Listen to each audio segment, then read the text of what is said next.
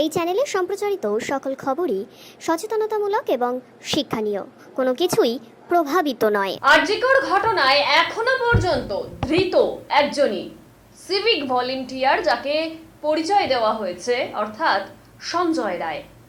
তবে সেই কলেজের অর্থাৎ আরজিকর মেডিকেল কলেজ অ্যান্ড হসপিটালের যে প্রাক্তন অধ্যক্ষ, যাকে নিয়ে গোটা দেশ এই মুহূর্তে চর্চিত, অর্থাৎ সন্দীপ ঘোষ, সেই সন্দীপ ঘোষ দিনের পর দিন জেরার সম্মুখীন হচ্ছেন সিবিআই এর।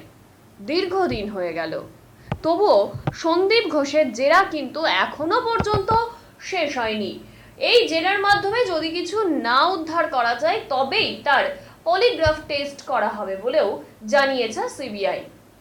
আজ সিবিআই এর কাছে আবারও সন্দীপ ঘোষ জেরার মুখে। দেখুন সেই ছবি।